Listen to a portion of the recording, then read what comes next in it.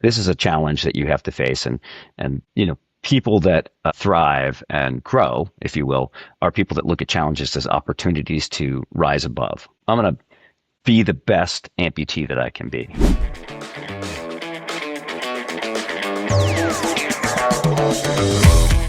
On this episode, we welcome in David Hiler, a hospitality expert by trade, but someone who is here to challenge us to ask some of the most difficult questions to answer around our growth. David's story not only encourages us to assess how we measure growth and success, but it insists that we establish clarity around what matters most, how we create a life for ourselves that honors that, and how we ready ourselves to adapt to what life throws at us so we don't lose sight of the life that aligns with our true definition for success. Hello there, and welcome into the most recent installment of the GrowthReady podcast. Really looking forward to an opportunity to speak with and get to know much more about the story that is David Hiler on the show today. And David, I'm always excited to hear that folks have listened to a few episodes before they join the show, as you shared with me just before we started recording here. Yeah. And so as well as anybody, that before we go any further, you have to answer the question, what does it mean to you to be growth ready? What it means to me is to be able to adapt to anything that comes your way. And I've certainly had to do that in physical and mental ways. And it's really changed my entire mindset on living and, you know, acting in this body and acting in this world. Mm. I love how you took us to the context, if you will, around the answer, the mindset, the body, Yeah. how you show up and how you're able to perform within life, within the world, Yeah. etc. And I'm curious, it would be it would be a great opportunity right off the bat here Mhm. for us to understand why the word adapt, why adaptive is the word that, for whatever reason, resonates with you above all other words as to what it means to be growth ready. Well, the word adaptive has become a gigantic word in my life. I lost my leg 6 years ago to cancer, and I lost it 16 centimeters above my knee. It kind of came out of nowhere. I had just gotten married, and it was, I'd had a growth. I'm a runner, ran a number of marathons, and that was sort of my lifeblood. My whole, mental attitude was my opportunity to go run, and so I developed this smaller issue called synovial chondromatosis, which is a cartilage breaking off in your knee. I had tons of cartilage, which was my secret weapon as a runner, Mm. and yet it broke off in the knee occasionally, and little bits would form, and it had it looks like I had a golf ball lodged in the side of my knee. They were like, it's benign, don't worry about it, no big deal. And then I started developing softer tissue, and they said, it's probably the same thing. It's probably related. Don't worry about it. If it gets bigger, turns blue, starts to hurt, give us a call. And in the meantime, I got married, and I was actually tailoring my pants a little bit because it was getting bigger. Oh, wow. And a couple months later in 2019, I said, look, this is a grapefruit at this point. We need to figure this out. And my doctor said, well, I'm going to send you to an oncologist. It's not cancer, Mm. but I'm going to send you to an oncologist to check it out. And I did that, and they were like, yeah, this is cancer. So I was like, oh, wow, that's a bummer. And so this is around Thanksgiving, so the holidays, all this stuff. So we really couldn't talk about it much with my family because we weren't sure if it had spread to, this is my wife and I, if it had spread to the rest of my body, and that would change how we were going to approach attacking it. And Mm. so on January 2nd of 2020, I went in and said, he said, it's not in the rest of your body. It's isolated to the knee, and you have an opportunity here to fight it. Mhm. With chemo, radiation, we're going to take it all apart. We're going to remove your kneecap. We're going to cut all those tendons, and you're going to get. This is my doctor was great. He said, he's like, you're going to get a lot of infections. Those things don't go back together. You're going to walk again. It'll grow hair. You're not going to run. You're not going to do the things you love to do. Mm. Or he said, you can take it off. right there. One fell swoop, no chemo, no radiation. You can run, jump, bike, whatever you want to do, with prosthetics. He said, and I quote, "You're going to be the poster boy for amputees." And so I was like, well, geez, you put it that way. And so we said, okay, let's do it. And he said, come back in 2 weeks and we're going to do it. And I was like, wow, that seems fast. Yeah. So we said, how about a third week? And he's like, great. And this is where the whole mindset starts happening, Hmm. because I was like, all right, I'm going to take a week to say goodbye to this leg that Yeah. has, I mean, I've just done so much on this left leg, I mean, my running was so important to me, and biking and running with my dog, and hanging with my kids and snowboarding and, kayaking and surfing and all those things that now I was questioning whether or not I could do. So we took this week and we did all those things, and just went back in on January 21st, and, they took my leg off. Yeah. And the timing is such, if we're doing the math here, 6 years ago in 2020, January 21st, literally less than a month later, Yeah. was COVID. Yeah. And so now I'm recuperating, in this total shutdown time. I have four active businesses: a restaurant, a brewery, a craft beer bar, and a campground that my partners and I owned, and I'm shutting those down. And while on crutches and drugs, and trying to, keep my head up. Yeah. So it was truly a time to adapt. Yeah. So that's a long answer to your question, but yeah, Well, it's a relevant answer.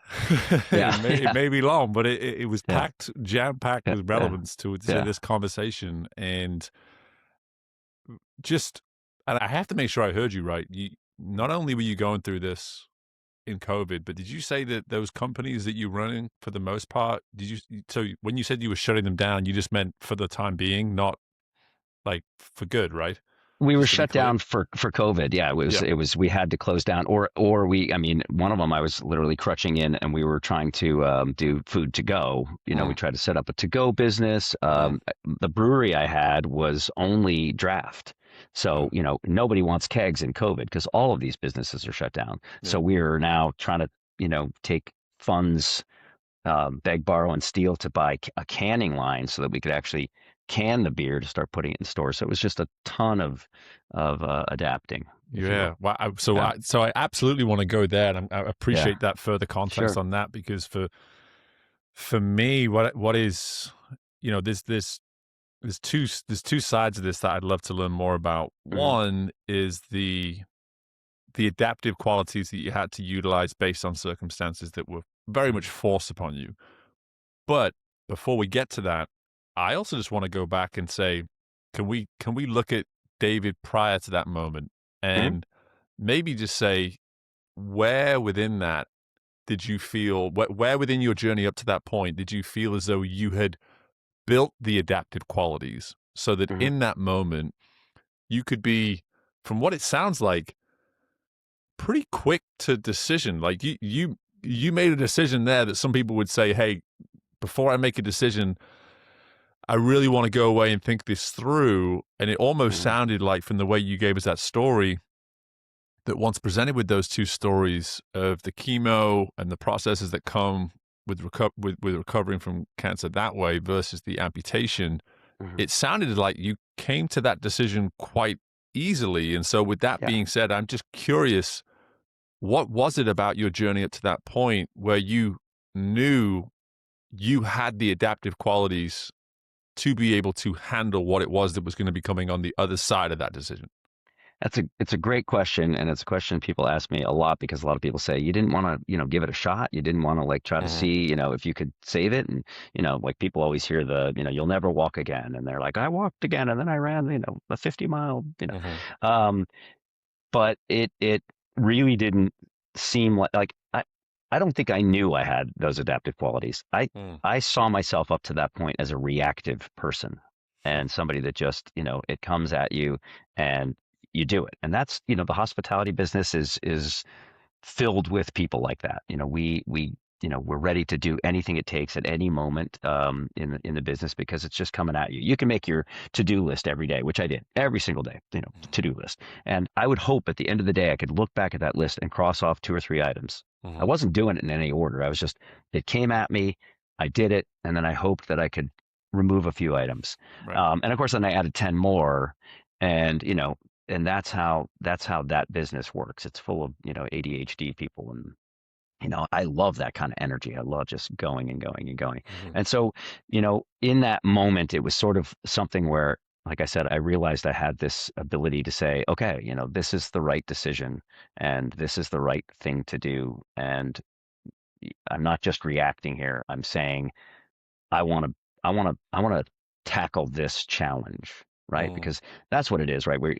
This is a challenge that you have to face, and people that thrive and grow, if you will, are people that look at challenges as opportunities to rise above, right? Mm-hmm. I'm gonna be the best amputee that I can be. I'm gonna do that because I don't want to be the best person that has to limp now the rest of my life with a leg that isn't me. Right. This isn't me. This what I wear is not me. I don't look at it as my leg, but I look at it as a tool that does all the things that I want it to do. And if it doesn't, I try to make it do the things that I want it to do. How can I make this do the things that I want to do? Mm. You know, Okay. This did that answer your question? it, it not only answered the question, it created about seven more, but Oh, in a wonderful way, in a wonderful way. And so, because what I'm hearing is, firstly, that recognition of you being much more reactive prior to that point, and to be able mhm, to have that ability to shift into adaptive. right. Definitely want to learn a little bit more about that part of your evolution, just simply as a person. But I think what came out of what you just shared with us, more above everything else, is the clarity that you had with being the best version of yourself. Right. Like the decision came down to that. It didn't come down to which one of these processes is going to be more, it is going to give me the chance to come out of it with some version of a healing, a story, or whatever it might be that Hmm. resonates with what maybe everybody else would consider as the right decision, or what everybody else would consider the thing to do in this moment. You simply stopped and said, what from this decision makes the most sense to allow David to Yeah. simply show up as the best version of himself every single day? Hmm. Hmm. And there's and I struggle saying it without getting emotional every time, but was a specific point in that conversation with the doctor where I, I wanted to every year. My wife and I take a hike on New Year's Day around in Vermont, when we're in Vermont, Mm-hmm. and we walk, up into the hills, and whether we need snowshoes or we can just hike up there, we do this hike. And I told him that's what I want to do, and he goes, Mm. "Take it off, and you'll do that. Otherwise," he goes, "I can't promise you that." And that was it for me, you know. Mm. What did you know about what mattered to you most that allowed that decision to be so simple? Because I'm hearing this clarity that you have with knowing yourself, knowing what matters most. Talk to us Mhm. about some of the work you maybe done up to that point to feel so clear in judgment at that moment, Mhm. to know, like, I know what my standards are in life. I know what matters most to me. This is actually an easy decision to make. Like, what did some of that work look like over the years to get to that version of you in that moment? I I'm gonna be honest. I don't feel like I did specific work to get there. I mean, Mm, I've been to therapy. I mean, I've been divorced. I have 2 kids, and I've been through a lot of things. But again, when you're a reactive person, it's hard to sit and be, and it's hard to sit and just let things resonate and think. Meditation. Okay, I always see myself as somebody that has like the three legs, if you will, the three stool legs, one being your activity, one mhm, being sort of your work side, and mhm, one being sort of your emotional or your spiritual side. mhm, And I always said I lack that spiritual side. I don't have that spiritual side. I'm not looking at myself. I get my spirituality from running, or I get from sports or from mhm, activity, and then I go do my job and I do my work. And I lacked that. And I think this you know uh, leg loss, and the cancer, that gave me that opportunity to like sit down. I mean, I think, we'll talk about it, I know, but my life has changed in the last 6 years. The growth that I've achieved in the last 6 years is, you know, by far outweighs anything I've ever done in my 61 years. So I don't know how prepared I was. I think, my businesses were successful. I achieved things that I didn't know that I could achieve. And I just kept careening into things and going, wow, I'm doing great. I'm crushing it in a lot of ways. And, I'm building on my successes and I'm getting better at this. But I never looked at how until now. Mm. Okay. So what I appreciate about that, the three-legged stool idea, Mm. is that it sounds as though two you were really sure of in that moment. Like just activity, clearly, and I say activity before Mhm. business because you and I are Yeah. cut from the same cloth in that Right. regard. Like Right. really, I go as Steve's health and wellness and fitness goes. Like Yeah. even on my worst business day, if Steve's getting his workout and all that kind of thing, I can get through. Yeah. But the way round, Yeah. believe it or not, I can have a great business day, but I didn't get my workout done. I'm just like, Steve's not a happy camper. He's Yeah. not. He's Right. not. Right. He's not a good guy to be around. Sure. So clearly, two of those legs were just you felt great about it, and then Yeah. there's this spiritual, emotional leg that you allude to, and I would love to learn more about before we go to maybe some of the lessons you've taken and how you've evolved in that capacity, as Mhm. you were alluding to there in your growth. Why is it important for us just conceptually now to look at our life through a lens like a three-legged stool like that because it's easy for us to focus on one leg, really easy. Mhm. So why the need for this conceptual three-legged stool? Why do you think that is something that we need to just simply all be considering at all times as we go through life? Because as a human, I feel you're not complete if you're not actually understanding how you're getting to certain places. I felt very confused, isn't the right word, but I felt very disconnected from myself. Mm, And I yearned for that. I could identify that I wasn't connected. I could identify that I didn't feel whole in myself.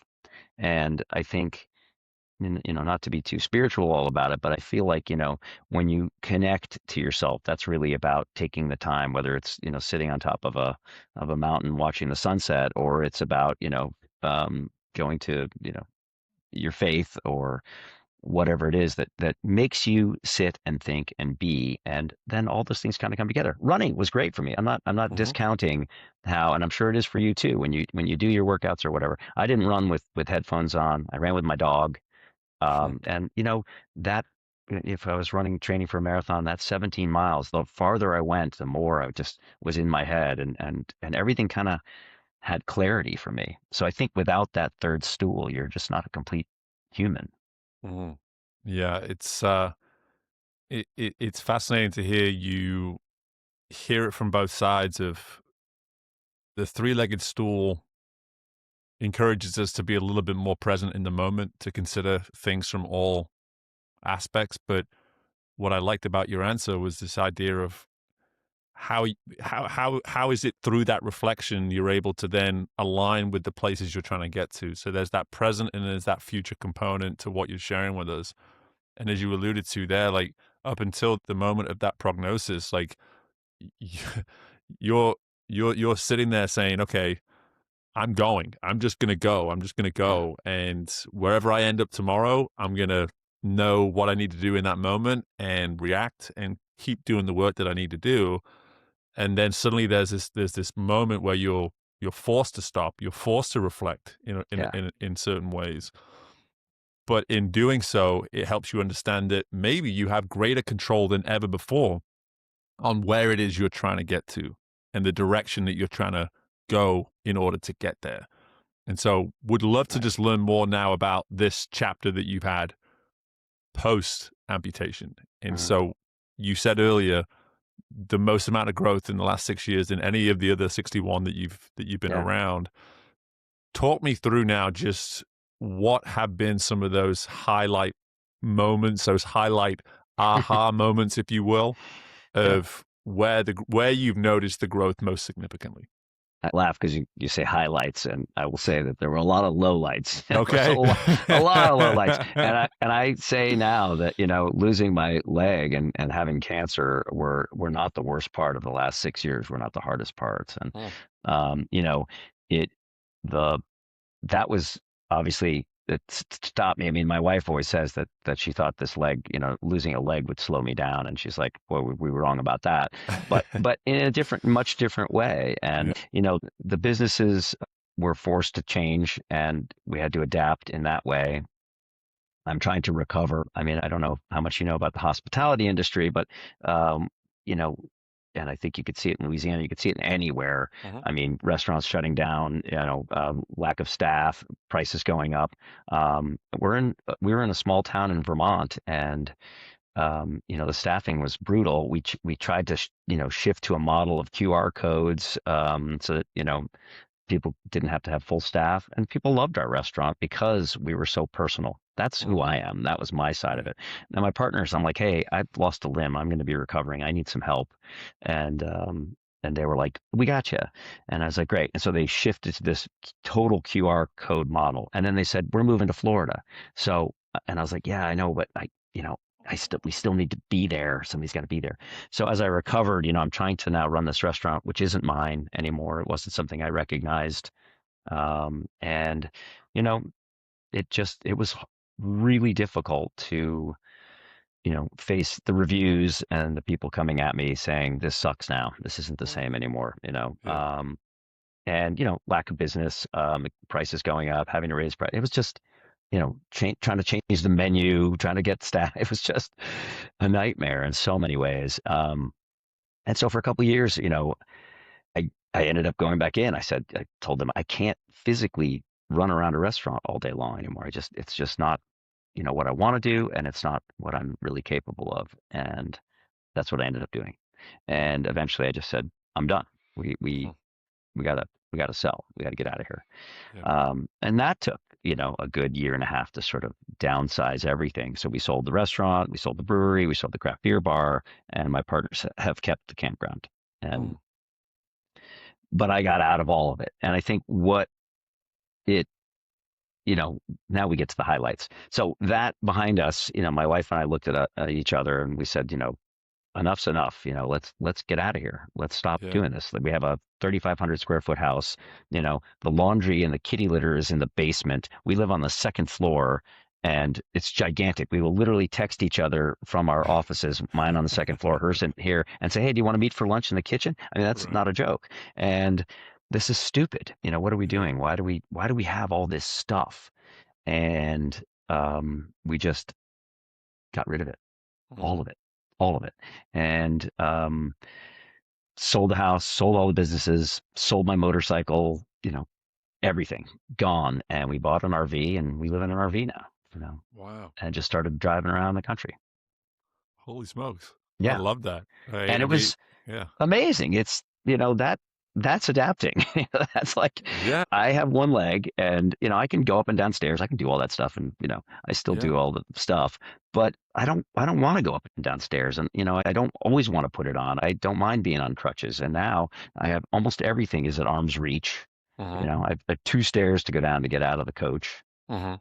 you know, and it's pretty amazing. And I get to see Yeah. the beauty of this country. There's no one's approached you about the movie yet then, I guess. Like, there's gotta be a movie here, man. Like, I'm listening to all of this. I'm just Yeah. like, you go from that to this, and I'm just like, good Yeah. grief. And Yeah. but it's all fascinating to me in the sense of, like, for you to open up here in responding to the first question with this need for us to be adaptive, and then for you to have this 6-year body of evidence of how being adaptive has served you so Uh-huh. effectively, to the point where I'm hearing someone who is so clear in what they want, why they want it, how much of it they need, etc. Like, these are questions that keep people up at night.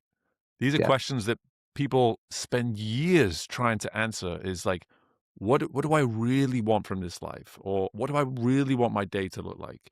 All right. And I'm just curious, like, if that person's listening to this episode right now, and they're asking those questions consistently. What is it what is it you've been able to do here in these last few years that have allowed you to sound as though you have certainly a great deal of clarity, more so than the average person, Mhm. around the ability to even answer those kind of questions? I think we are so, as a society, and maybe worldwide, we're so based on success and failure. Like when you get up in the morning and you have those thoughts about what am I going to do today, or what am I doing this week, or how am I going to approach this problem. We're so terrified of being successful or failing that we measure ourselves all the time on successes and failures. And there's a certain amount of failure in every success, and there's a certain amount of success in every failure, right? I mean, I Mm, can look at my businesses and I can tell you right now that they failed. They failed. I had to dump them. They were my retirement plan. mhm, That was my whole retirement plan is gone. And, I got out without debt. It's great. But now I'm back to square one. And in some ways, that's a gigantic failure. But man, I'm happier than I've ever been in my life. mm, I'm living the life I want to live. So I think, if you approach things from a perspective of, I'm going to do what feels right in this moment. I'm going to do what feels good, and I'm going to chase that. And, that starts with that spiritual piece, right? Is being able to sit down every day. I journal. I started journaling right when I found out I had cancer, before I lost my leg, because I really want to look back and see, kind of what that was all about. And I still do it to this day, even though it's not about my leg anymore, about cancer. And it really helps to provide some sense of clarity, like, what am I writing about here? What's mm, coming out of me at this moment? And that kind of helps to direct, where, where I want to go emotionally, physically. Um, and I think just, that sense of going for it, because that's what feels right in that moment, no matter what happens. If you fall on your face, you fall on your face. And trust me, I fall on my face, mm. literally. Yeah, yeah, and there's a beautiful. I'm just hearing like a beautiful just way of living that we can abide to in that the way you practice journaling is this idea of capturing the story as we write it, but then Yeah. writing the story as we want to then go and live it as well. Like there's two sides to it. It's like, yes, you're capturing where Sure. what you've done, what happened, but the ability to reflect is always going to encourage you to look ahead too. And in those reflective moments, I have to assume that you can't help but think and imagine and wonder, like, hey, so where do we go next? What do we want now? Because you're using that reflective quality in that moment. We've spoken about the power of journaling on this show before. We've had Yeah. actual journaling experts come on, and Right. I think it is one of those things that, again, I get to put the mirror up. The beautiful thing about this show, David, is that it's nothing but a mirror for me. Every single person I talk to, I just get to sit here, either inspired or incredibly convicted in Yeah. how and why I need to start focusing on certain areas of me. And journaling is always one of those. The faster life gets, Yeah. the more it gets dropped to one side, Yeah. and that ability to slow down, to practice something like that. I want to talk on that, some of that spiritual growth that you've Mhm. experienced before we get onto the topic of success, because for me, I'm someone who has his own spiritual journey, but I'm just to really hone in now on spiritual practices that you feel are true to you, because that word spirituality can be interpreted in 1,000 different ways. And so for you, Sure. when you say spiritual, what do you mean by that? And how do you specifically feel as though you're practicing it in a way that is, most near and dear to you? Well, I'm still terrible at it. I mean, I really try, but I mean, but that journaling is really the practice for me. That Mm, that is my spiritual aspect. But, you know, I don't get to go on a 17-mile run anymore. Running has been hard, and let me go back for a second too and tell you that there's a lot of like these every day is hard. There's tough times. I mean, my wife has watched me throw this leg across the room, and mm, many times to this day. It never gets easier to put it on. It's always weird, wonky. It doesn't work the way I want it to do to work, and there's a lot of hardships. And so sitting down with that in the mornings and saying, I'm really frustrated. I'm really frustrated, and it's just venting. And then by the end of that venting, I talk about gratitudes. So mm, every day I finish my journaling with gratitudes, and sometimes just grateful that the sun is out and I can go take a walk or I can go sit outside. And but more than that, a lot of times it's I'm grateful for the people that support me. I'm grateful for my wife. I'm grateful that I'm healthy. Um, and I think that is still an area of growth for me that I'd like to do more of. And I don't know if it's meditation, you know, um, or where that comes from, but journaling is something that is now a practice, a habit, and Mm. it's forced at times. I'm like, you got to do it. You got to do it. Yeah. And you sit down and do it, and it's sort of like going to the gym or working out. It's like Yeah. I don't want to go. I don't feel good. I didn't sleep well. I'm tired, and I don't want to go. And I feel Yeah. weird. I'm the weird guy with one leg in the gym wherever I go. Yeah. Any gym I go to all around the country, it's like, I know you see me. I wear the shirt that says every day is leg day. No one laughs. No one ever laughs. They don't. I would I'm laugh. like, I would that's laugh at that. funny. I was like, that's I'd come funny. high five you. Yeah, I would you come can high come up five and you you for can that. say, hey, Yeah. no one ever does. They're just Yeah. like, don't look at that guy. Yeah. So I have a level of self consciousness, and I feel awkward, but I never, ever, ever regret going. Mm. No matter what, I end up coming home going, I'm so glad I did that. You know. Yeah. There's And the same thing something. with journaling is Yeah. like you finish that day and you go, glad I did that. So that's still an area that I'm going to listen to more podcasts and get some better tips on finding Yeah. that. Well, I've got a couple to refer to you. Yeah, But good. the no the it's nice when when our guests speak a little. You become more relatable when you Yeah, put it that way for all our listeners, even the most committed to whatever practice, whatever habit they have in their life.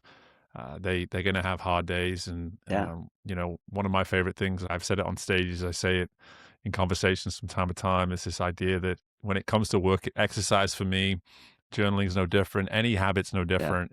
It's a lot easier to keep doing it than it is to get back into the habit of doing it. So in Right. other words, falling out of the habit and then getting back into the habit, that's the work. That's the hard part. Hmm. So the more you can fight on those days where you're tempted to break the habit, the more you're going to appreciate it in the long term, Yeah. and not having to come back to it. But let's talk about success now. I made Hmm. a note earlier as you were talking about the successes of your businesses to the point, and then what happened through 2020 and onwards. And you know, it sounds as though success for you may be something that you're now considering how you may define it differently. And Hmm. so help our listeners maybe understand, firstly, let's just start there before I go any further into it. But how does David Hiler define success currently, where he's at in life? Currently, Mm. currently, success is my wife and I being able to travel the country. I live in a 300 square foot, motor coach, tow our car, tow our e-bikes, and go see national parks and visit different parts of this amazing country. Um, and the success is, climbing a mountain in Big Bend, or kayaking through, Congaree, or, all these, while being able to still work. I work at a consulting firm for bed and breakfast and country inns, so Huh. we can be in Georgia, and I'll fly to Alaska to do a evaluation. So, it's travel while traveling, Huh. and so the success is really is honestly, not to sound corny, but it's to finding happiness in who I am on a day to day basis. I Huh. mean, I can truly say that I'm happy because I've let go of so much of that frustration and constant whirlwind that I was involved in. Yeah, and you alluded to the measurable component of success earlier as well, and here you are talking about happiness as Right. something that you not only pursue daily, but that you sound as though, for the most part, achieve daily. And we live in a world where folks don't do well with intangibles and soft skills. We Yeah. like, you can't. What's the ROI on this definition for success, David? Well, I experience happiness. Well, how do I measure happiness? How am I supposed to know whether I'm actually happy? Yeah. So help our listeners understand, or maybe not even understand, maybe create more comfort around the fact that we can, in fact, define success through something that may not be, objectively measurable, let's say. from one person to the next? Like, how have you been able to get to that point where you can, in fact, measure success through something as a softer skill like happiness? That's a tough one. Mm, Um, I think it's come naturally. I mean, again, I don't recommend this, but losing your leg is a pretty big eye opener for you better slow down and stop doing some of this crazy stuff that you do and start to, enjoy the life that you have. mm, If I were to do a TED talk, my TED talk would be, you know, um, don't wait till you lose your leg to start living your life. Because mm, what are we here for? I mean, I think that's the real question is like, what are we doing? I did the same thing that you just talked about, those metrics. I mean, we did $5 million in sales in our businesses in 2019. And, we were running a, 32% food cost and a 35% labor cost. And, those are the things I looked at every single day, where, my P&Ls and where were the expenses high and how are we, how can we get that down? Yes, we got liquor cost down 28%. Awesome. We got to keep going with these, that's all the stuff that I measured on a regular basis. That's what I laid awake at night thinking about. And, I don't do that anymore. mhm, I don't have those businesses to worry about. I still have a business to worry about and I still have money to worry about. Um, but I don't, it's not a mortgage payment. It's not a, hot water heater or roof repair or painting or, fixtures going bad at the restaurant, or vendors, not showing up or whatever it is, eliminating a lot of the stuff. And I'm not saying, you know, I, I think that you can run businesses, and do a ton of great stuff. It's a matter of like finding the balance between what you enjoy about life and that business. mm, It's being able to make time for yourself because I didn't do that. I never went to Colorado snowboarding until after I lost my leg. And now I've been 3 times. I live in Vermont. I was like, I can get out and go to the mountain anytime I want. And I didn't. I bought a mm, pass every year and went maybe 2, 3 times. right. And I lost my leg and was like, I want to go to Vail. I want to Mm, go to Beaver Creek. Now I want to go to Breckenridge. And I right. did. I went out there and snowboarded some of the best mountains in the country, you know, because I've always wanted to do that. It's an entire concept around the temptation of like accessibility is kind of how I'm hearing it. It's like Yeah. because we know it's accessible to us, it's like we can take it for granted and we can delay it, Right. right? And again, this is another you can tie this into everything we've spoken about around Yeah. journaling and exercise. It's like the gym will always be there, the journal will always be there. All Yeah. these things are always accessible. So whenever we're ready to go do it, we'll go do it. It's always there. Yeah. But Yeah. then for whatever reason, life keeps on going and we Yeah. never really do it. When do you choose you? When do you choose yourself? That's Right. the whole thing, right? Because we're always choosing everything else.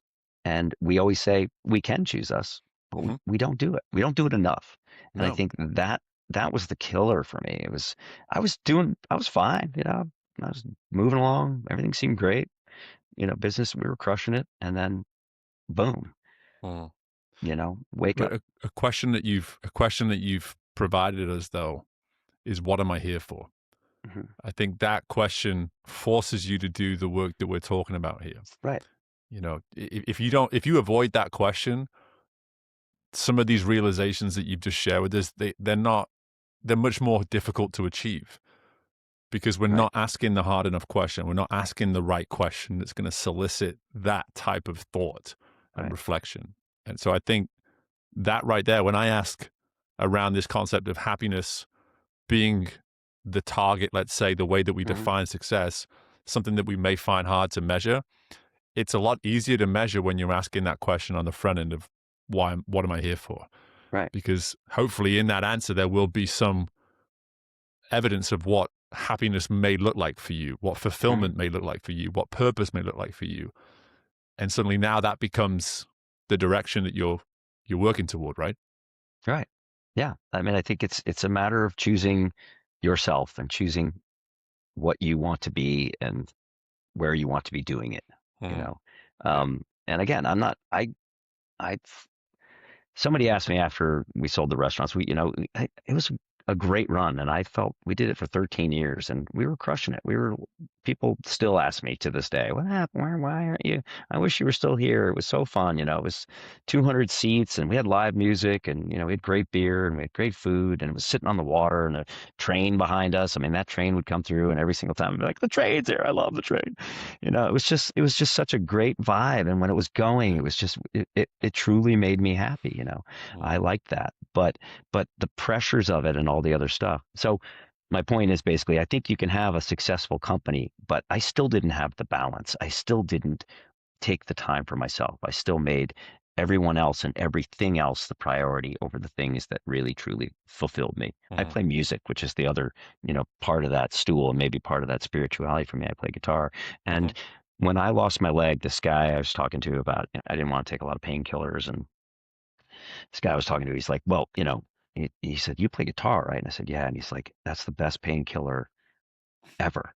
And I was like, it is? I was like, because this thing's like screaming, this leg. Yeah. And he's like, yeah, trust me. And so I was playing guitar, forgot all about it. Like your Right. mind, can heal anything. And Yeah. I would forget all about that immense pain of losing my leg while I was playing. And I Oh, thought, man, that's fascinating to me. that is. It is. So, I love that, and really, the question the coach that I am is dying to ask this yeah. question now because I think this is really the hardest part of everything we've spoken to is this is all well and good when you've created the lifestyle that you and your wife have Mhm.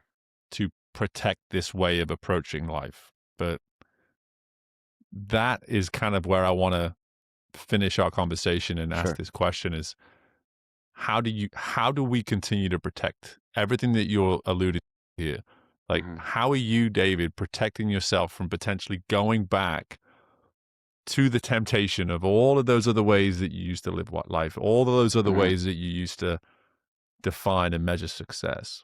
What is it about the way you're having to structure your life today to protect you from the temptation to potentially go back to that sort of way of living? Somebody asked me a question after when I sold the restaurant, and they said, "Would you ever do that again?"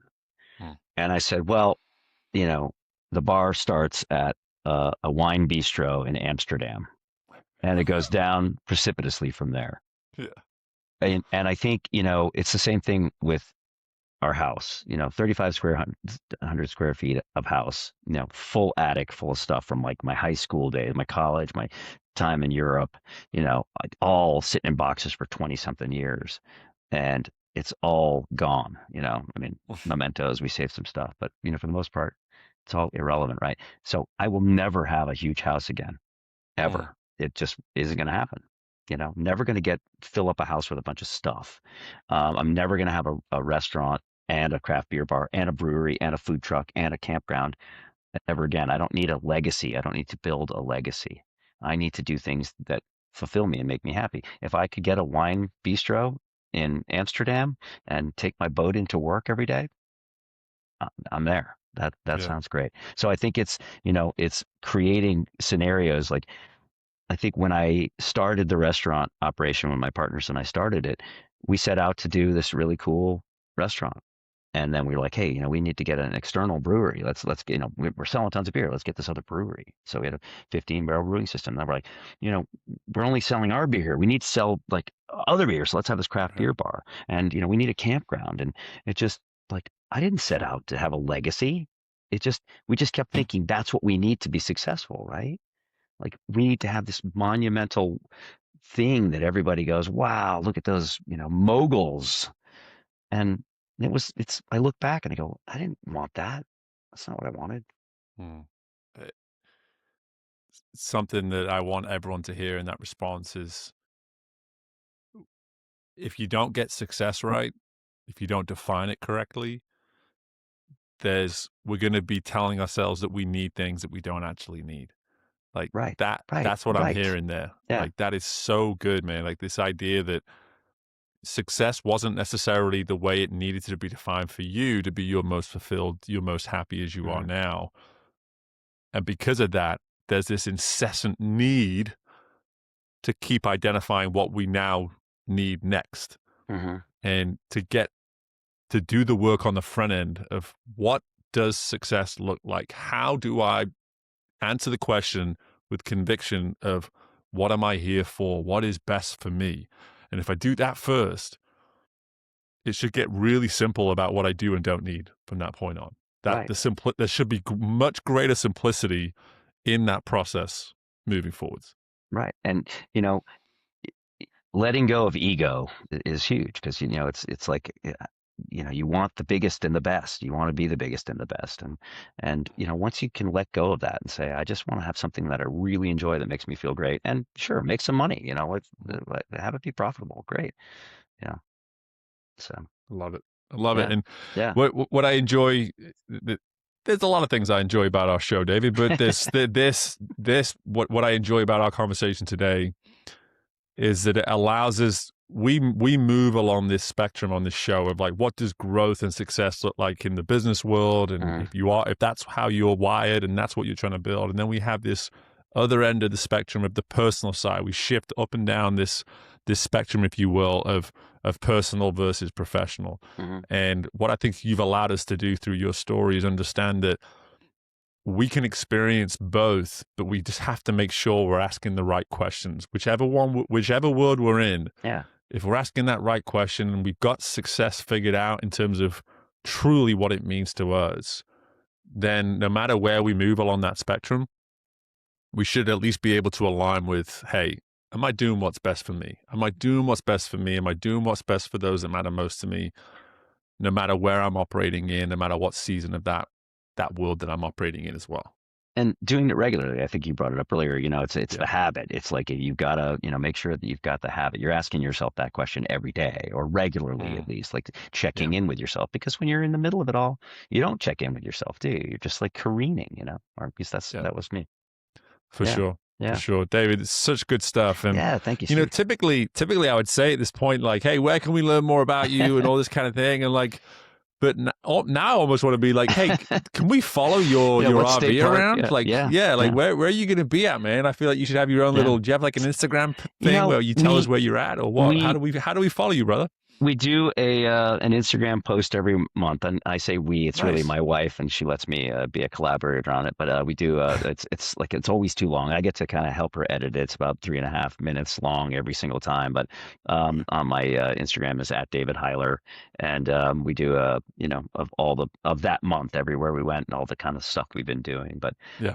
yeah, I mean, I'm just if I could do a plug, it's for the So Everybody Can Move movement, which is something where I'm trying to give back. I've been blessed to be, so many people went to bat for me. I have 4 different legs and running blades and snowboard legs, none of which you can get through insurance. And so Wow. we're fighting for legislation all over the country right now to get medical providers to insurance companies basically to insure a running blade or a snowboard leg or a water leg. I mean, people can't even get water legs to take a shower with your leg on. Wow. So that's the kind of thing. So everybodycanmove.org that we're working towards. And I'm really excited about in my travels to kind of help different states get that legislation enacted.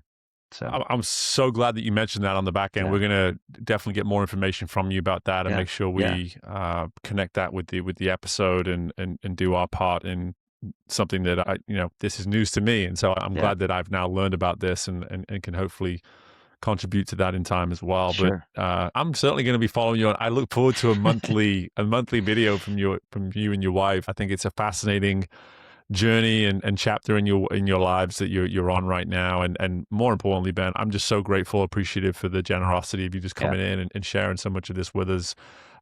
There's no doubt you've inspired a few people through this episode, but at the same time, I think for me, I can only speak for myself when I say that you've given me some food for thought too. And I always appreciate that mirror being held up in a couple of ways through these interviews. So again, just thank you so much for your time and safe travels, man. Safe travels wherever thank you so guys much. go. It's been truly my pleasure, and I've actually really enjoyed getting to know you through your podcast, and looking forward to listening to more. We have a lot of time to listen while we drive, so we're always looking for good podcasts. So Sounds like I got a new subscriber. I love it. I did. I love it. I'm already subscribed. So.